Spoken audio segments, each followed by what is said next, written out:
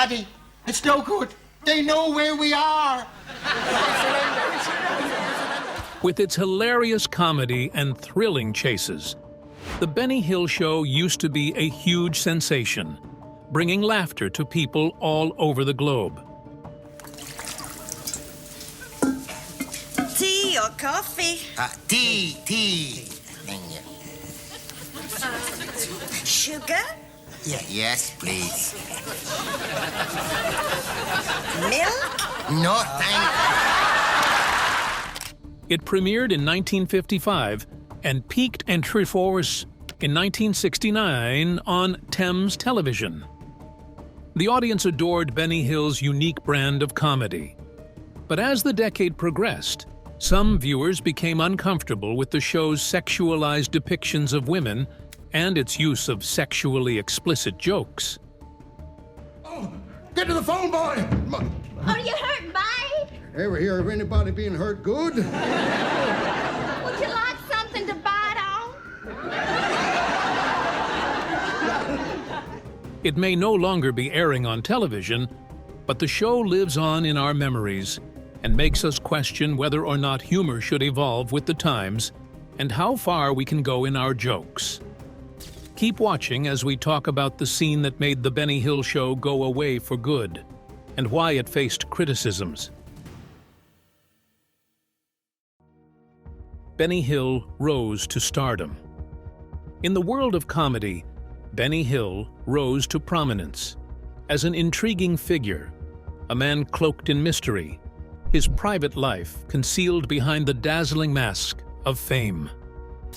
Benjamin Franklin Hill, whose given name was Alfred Hawthorne Hill, was born on January 21, 1924, in the sleepy English town of Southampton. He rose from humble beginnings in a blue-collar family to become a global comedy icon by sheer determination, flexibility, and the power of comedy. Benny got off to a fantastic start in his career during his time on the show. In contrast to the lavish lifestyles commonly associated with famous people, Benny's humble beginnings in Southampton were laid bare. Growing up in a modest working-class family, he faced challenges head-on, relying on his strong work ethic and perseverance. Benny had modest origins, but his ambitions were so high that they sent him hurtling into the entertainment industry, where he would leave an unforgettable mark. Benny Hill, whose real name was Alfred Hawthorne Hill, set out on an exciting adventure with his origins in the British Army. Hill had an unexpected change of fortunes as his commanding officer discovered his comic talent during a performance, altering his course from mechanic and truck driver to something completely different. The strategic decision that set the stage for Hill's legendary comedy career was his transfer to the Combined Services Entertainment Division, which he engineered after seeing Hill had untapped potential. Alfred Hill used the stage name Benny in honor of the famed American entertainer Jack Bush, who was one of his humorous heroes. This choice demonstrated Hill's deep admiration for comic genius and set the stage for the creation of the legendary character associated with happiness and entertainment. Hill owes a great deal to the humorous styles of Charlie Chaplin, Laurel and Hardy, and other legendary performers. His comedic technique was deeply influenced by these renowned characters who helped shape the unique blend of slapstick and wit that was the Benny Hill program. The lasting influence of genuine laughter on the human spirit, the delicate waltz between individuality, unfaltering commitment to one's profession, and Benny Hill's legacy encourage contemplation beyond the realm of television. Delving into the life of a guy who chose to keep his most private details of his existence hidden, while bestowing amusement upon himself and others, is essential to unraveling the mystery of Benny Hill. The contrast between Benny's outgoing on-screen demeanor and his reserved off-screen persona creates an enthralling story that begs for investigation into the complex aspects of his character and the factors that have propelled his remarkable career. The Benny Hill Show. Benny Hill's natural talent for performing propelled him into the entertainment industry. During the 1940s, Benny Hill rose to prominence as a stand-up comedian and stage artist in the vibrant world of nightclubs and theater. But his real calling was called by the brilliant light of the TV screen. The Benny Hill Show began airing on the BBC in 1955, but it wasn't until 1969 that it became a popular international show on Thames Television. However, its international success did not begin until 1969 on Thames Television. The hilarious brilliance of Benny Hill on full show. The show was a platform for his creative expression. It included memorable high-speed chase scenes matched to the infectious music of yakety sax, as well as a charming combination of slapstick humor and visual pranks. From the endearingly clumsy Hill's Angels to the mischievous Fred Scuttle, Benny's comedic palette wove a colorful tapestry of humor that captured astute observations of daily life and humorous parodies of popular culture. With time, the Benny Hill Show became a veritable amusement park, drawing in viewers from all over the world, including the U.S. When it came to ratings, the Benny Hill Show was unrivaled. It met contentious and choppy waters. Some others were critical, especially about how women were portrayed and how risque the humor was. Some people liked Hill's innocent and humorous style, while others were surprised by some of the more out-of-date elements. Benny Hill's impact on the entertainment industry will last forever, even in the face of these obstacles.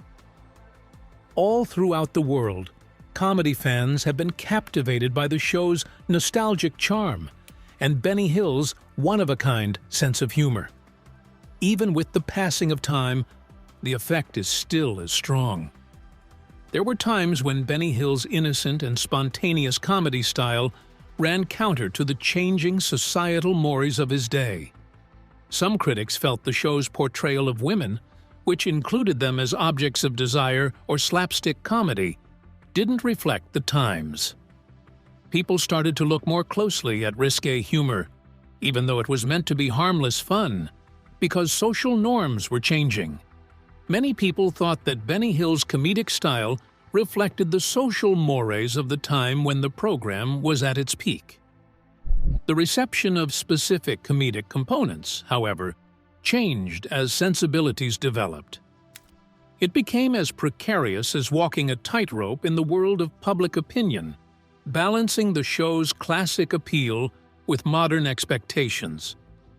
In order to fully appreciate Benny Hill's influence on comedy, it is important to acknowledge that our understanding of humor is shaped by shifting viewpoints.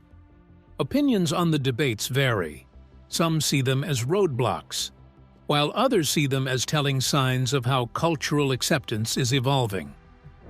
People talking about the Benny Hill Show make you think about how important humor is in general. If you look at comedic history, you won't find anything like this show. The enduring impact of Benny Hill reminds us to approach these challenges with wisdom and an appreciation for the timeless complexity of humor. What was so exciting about the Benny Hill Show?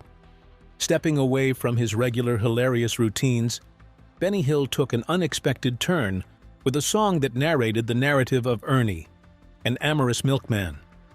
Surprisingly, the song soared the music charts, winning the #1 place in the UK. This journey into the music scene not only demonstrated Benny Hill's flexibility, but also underscored the international appeal of his humor. Before immersing ourselves in the lively environment of the Benny Hill Show, it's intriguing to return to a time when Benny Hill envisioned a different course for his television career. Initially striving to make a serious program with dramatic narratives, casting himself as a straight actor, fate had alternative plans for Hill. Through trial and error, he learned that his actual forte was in eliciting laughter, altering the path of his show toward a lighter and amusing formula that would ultimately define the Benny Hill Show. This key point saw the rise of a comedic legend, setting the groundwork for a television phenomenon. At the heart of the show's charm was the introduction of beloved recurring characters, none more renowned than Fred Scuttle. Fred, synonymous with clueless stupidity, regularly found himself enmeshed in hilarious situations, bringing audiences a consistent wellspring of laughter. The inspiration for this character comes from an unlikely source: Benny Hill's own dentist, a real-life Fred Scuttle. In a humorous tribute, Hill bestowed the name upon his comedic alter ego, thus enshrining Fred Scuttle in the annals of comedy fame. Benny Hill wasn't only the face of the show, he stood as its creative power, actively engaging in different elements of production. Beyond his on-screen antics, Hill took on positions as a writer, composer, editor, and director, exemplifying an uncompromising devotion to forging a special and personal comedic journey. His hands-on commitment not only endeared him to fans, but also left an enduring impression on the entertainment world. When The Benny Hill Show moved to Thames Television in 1969 and became color, it was a watershed moment for the show. A new era began for the show with the airing of the premiere color, Super Teabag, on November 19, 1969. Hill's visual humor was already appealing, but the incorporation of bright colors took it to the next level, making the audience laugh even harder. Although Benny Hill is mostly remembered for his work on television, he delighted fans by stepping into the music industry, demonstrating his versatility, and leaving an indelible impression on both comedy and music. The quirky 1971 single, "Ernie the Fastest Milkman in the West," set Benny Hill on a career-altering trajectory. The song was a departure from his usual comedic routines. It humorously chronicled the exploits of Ernie, a milkman who enjoyed amorous adventures. The fact that it soared to the top of the UK charts stunned everyone. Not only did Benny Hill's success in the music industry highlight his flexibility, but it also highlighted the wide popularity of his unique brand of humor. As we go into Benny Hill's career, we find a multi-talented artist whose path went beyond the realm of traditional comedy. His transformation from a serious actor with dramatic ambitions to the creator of a world-renowned comedy program demonstrated his versatility and keen understanding of what made people laugh. The Benny Hill Show exemplifies Benny Hill's commitment to providing an experience that makes people laugh with its charming characters, slapstick humor, and comedic genius. By adding color, the program breathed new life into itself, making it more visually appealing and fascinating in a way that had never been seen before. Benny Hill's ability to delight and amaze in a variety of artistic domains is on full display in his foray into music with Ernie the Fastest Milkman in the West, which extends beyond the sphere of television. This surprising victory enriched the complex fabric of Benny Hill's career. Many wonder why Benny Hill decided to switch gears. It's from serious drama to humor when they think about the mysterious inventor of The Benny Hill Show and the show's storied history. What were his strategies for overcoming the obstacles he encountered when going from a stage performer to a TV star? In what ways has The Benny Hill Show changed the face of comedy, and what kind of impression has it left behind? Beyond being a record of comedic success, Benny Hill's story is an ode to the power of humor to change lives, and an ode to the tenacity of a guy who lived for the joy it brought. A beloved part of American television history, The Benny Hill Show is known for its classic comedy and colorful cast over the history of entertainment, beckoning us to rediscover the mirth and delight it bestowed upon innumerable souls globally. The Benny Hill Show faces criticism.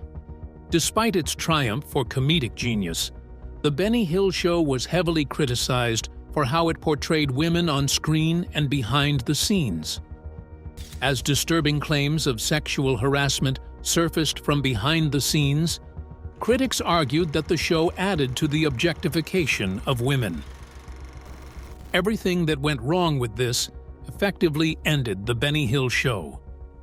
Many actors spoke out, shedding light on the show's darker side through their personal experiences. The complaint that dancer Nikki Kerr made, that Benny Hill had touched her inappropriately during a practice, was a serious one. Together with other actresses' accounts of similar incidents, this one gave credence to the theory that the tone on stage was darker than it appeared on TV. The show and its creator were both brought into disrepute by these charges, which prompted Hill to publicly respond and deny the claims. In a number of sketches, the dancers, who were collectively called Hill's Angels, had significant roles. Jane Leeves, who was a Hill's Angel, would go on to star as Frasier's Daphne when the show was a smash hit. Several of the female actors in the film insisted that they were treated nice by Hill, and that she considered them family, despite the allegations and subsequent scandals. Due of the strong bonds they shared with him, several dancers went so far as to call him a father figure. Defiantly defending the program against accusations of sexism was Sue Upton, a dancer and personal friend of Benny Hill. One of Upton's key roles in casting the show was to dispel rumors that the dancers faced inherent sexism on the job. In her view, the attractive female contestants on the show always managed to come out on top because they were strong and independent. From this vantage point, we hope to disprove the widespread belief that the show treated women disrespectfully. Benny Hill's renewal of his show. Benny Hill's comedic approach struggled to adapt to changing tastes in the late 1980s, when the television industry was undergoing profound changes. With declining ratings, the decision was made to end the renowned show in 1989, following 30 years of fun and controversy.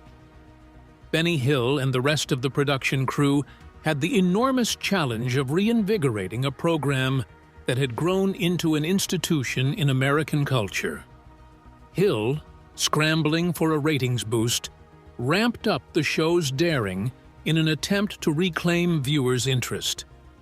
He tried his best, but the show never quite recovered its former glory. The shocking decision to end the show in 1989 was made by PEMS Television, despite its illustrious history with the program. Several reasons came together to cause this decision, such as falling ratings and rising production costs. In 2021, that amounted to $1,191,000, or an astounding $450,000 each episode. This decision caught Benny Hill completely unaware and marked the end of an era. In retrospect, onlookers noticed that although Benny Hill was unquestionably fantastic when he was younger, the charisma of the elderly comic appeared to fade as he approached his 60s. Rowan Atkinson's immensely popular Mr. Bean effectively replaced The Benny Hill Show, marking the end of an era of British television comedy. Because of this change, followers are feeling nostalgic and also confused about the sudden end to a beloved institution. When The Benny Hill Show came to a close, the question on everyone's mind was how the show would continue without Benny Hill. The solution came from the legendary Mr. Bean, an invention of Rowan Atkinson. Launching in 1990, Mr. Bean quickly became a cultural sensation, winning over viewers with its charming clumsiness, silly situations, and understated humor. After The Benny Hill Show said goodbye to its fans, Mr. Bean stepped into the spotlight, took over the time slot, and won over hearts all over the world. The combination of Rowan Atkinson's masterful physical comedy and the endearing personality of the character made Mr. Bean an immediate sensation, touching hearts all over the world. An ever-changing television landscape was graced with the charming and endearing character of Mr. Bean, who provided a new and modern sense of humor. Aside from showcasing Rowan Atkinson's comedic talent, Mr. Bean's success signaled a change in viewer tastes. The show's physical comedy and little dialogue made it funny to people of all walks of life and cultures, which allowed it to reach a wider audience. Mr. Bean solidified its position in television history as a deserving continuation of Benny Hill's legacy, as it received praise and enjoyed by many. There was a time for the Benny Hill Show, but a new age for British comedy began with Mr. Bean, proving the genre's versatility. As viewers warmed up to Mr. Bean's mischievous antics, Benny Hill's influence rippled through the years, inspiring new forms of humor that were relevant to different generations. Unearthing an enigmatic aspect of the legendary comedian Benny Hill requires venturing beyond his comedic image and into his private life.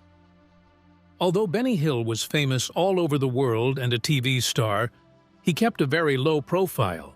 In fact, his dedication to comedy was so strong that it would take up nearly all of his free time. A perfectionist at heart, Benny Hill was so committed to his work that he lived a solitary life.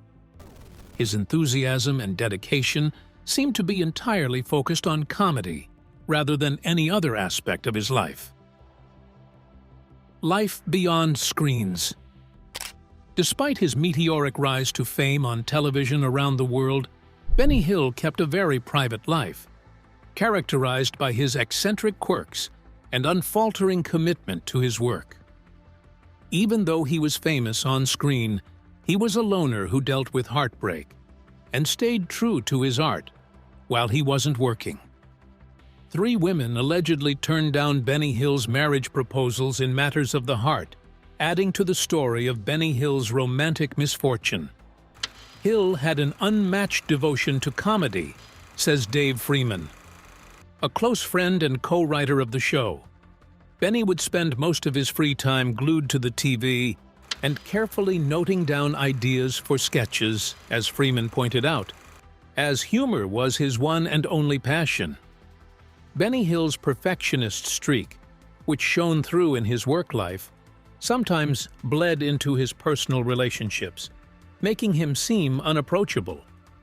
He never wavered in his dedication to his work, whether he was on vacation or just going about his daily life. Showing his unwavering commitment to recording creative inspiration wherever it happened, he would grab any available surface, such newspapers or shirt cardboard, to jot down ideas for sketches, even when he was leisurely. Benny Hill, who had an estimated net worth of about $10 million during his career, lived an incredibly modest life, despite his considerable riches. Never having had a home or automobile, he shunned the ostentatious signs of wealth. His rented 2-room apartment was empty, but for 1 room, which he never decorated or hung up with any pictures, so it looked empty and uninhabited. In sharp contrast to the lavish lifestyles commonly linked with celebrities, this simple and thrifty way of life exhibited a degree of humility. Encounter. While Michael Jackson was visiting Benny at the hospital, Benny Hill's life plummeted once the Benny Hill program ended, and he began to isolate himself and lead a sedentary lifestyle. His condition deteriorated fast, and he had a minor heart attack in February 1992. Hill chose not to undergo bypass surgery, even though doctors strongly advised it. A week down the road, he got yet another devastating prognosis: renal failure. He declined dialysis treatment despite his serious illness. Michael Jackson, the king of pop, paid Benny Hill an unexpected visit during this difficult time providing him with unexpected support and companionship. Jackson, who identified as a fan, visited Hill at London's Royal Brompton Hospital when he was healing. Jackson said that Benny Hill was his favorite comic and that he had recorded every episode of Hill's show. Reportedly, the two famous faces in the entertainment industry got together and discussed possible ideas for sketches. A noteworthy idea was to slow down the camera so Benny could dance quicker than Michael. This hinted at a fantastic partnership that, alas, never came to fruition. Tragically, Benny Hill's health took a turn for the worse after his encounter with Michael Jackson, and he suffered a coronary thrombosis, which ultimately led to his early death. The sad news was magnified by the circumstances of his passing. Neighbors who were worried about an odd smell coming from Hill's flat contacted his press agent, Dennis Kirkland, nearly a week before his body was found. Upon closer investigation, Kirkland noticed Hill slumped over the couch, and he described it as a moment of intense melancholy. The eccentric comedian's home was a microcosm of his complex life. In the midst of household chaos, there were not just personal belongings, but also a cabinet full of awards and a large stack of unpaid paychecks. A vivid depiction of Hill's hidden world of success and solitude. With his death, Benny Hill brought an end to a golden age in comedy, leaving behind the laughter and tears of his legions of fans all around the globe. The public's view on The Benny Hill Show. Many people have different opinions on The Benny Hill Show's humor and how it dealt with gender dynamics, which has led to a lot of talk and analysis about the show's legacy. The show has been the target of criticism from famous figure Justin Gray, who claims that the show's jokes border on sexism and even misogyny. In light of this allegation, we must investigate whether or not the show's content is suitable, particularly in regard to the way women are portrayed. Recognizing that comedy, like any artistic expression, is fundamentally subjective and open to diverse interpretations is essential. Some have compared Benny Hill's humorous approach to that of Harpo Marx, a member of the legendary Marx Brothers comedy duo and the antics of silent film stars. Famous for his mute character's physical humor, Harpo would engage in flirty and playful exchanges with ladies during his performances. By bringing up Harpo Marx, we can place Benny Hill's humorous style in a larger historical context, where musical comedy, physicality, and exchanges between sexes were all staples. However, Jamal Lewis of the UK's Independent offers a different viewpoint, arguing that Benny Hill's drawings can be seen as overly gentle and even archaic when compared to modern standards. This perspective puts things in perspective by looking at how people thought and felt about humor in a specific era, and it recognizes that people's expectations and sensitivities today are different from those of the past. So, Hill and Chaplin had one more thing in common. Following Benny Hill's death, a disturbing event occurred when his tombstone was vandalized not long after he passed away. Some speculated that Benny may have been laid to rest with his money, since he had left his parents' estate to them in his will.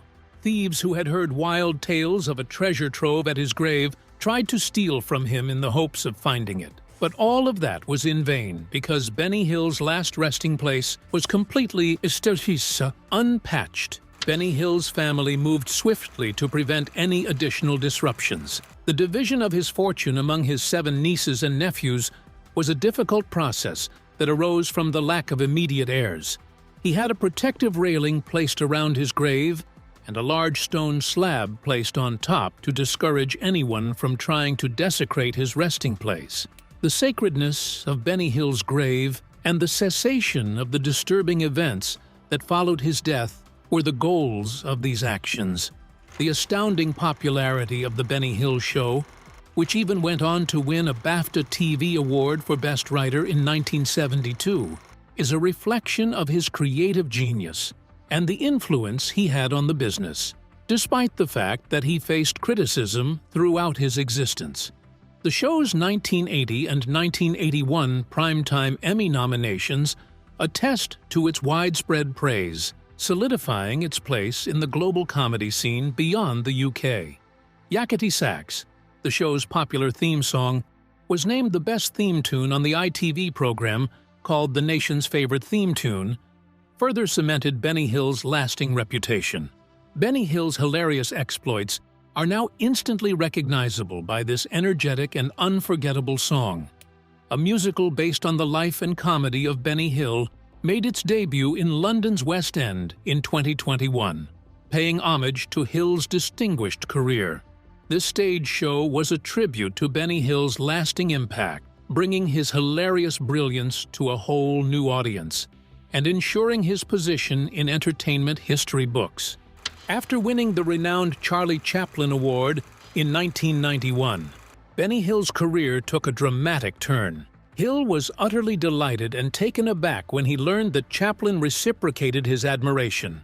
Eugene Chaplin, Charlie Chaplin's son, kindly showed Hill his father's study during the ceremony, giving Hill a unique insight into his father's life and work. The room's extensive collection of taped broadcasts stunned Benny and provided concrete evidence that Chaplin had been a dedicated fan of The Benny Hill Show. Benny was told by Eugene that his father thought he was the best by his father, a statement that surely had a lasting effect on the comedian, offering affirmation from one of the most revered figures in comedy history. Outro, what do you think about The Benny Hill Show? Let us know in the comments below. Also, do not forget to like this video and subscribe. Till next time.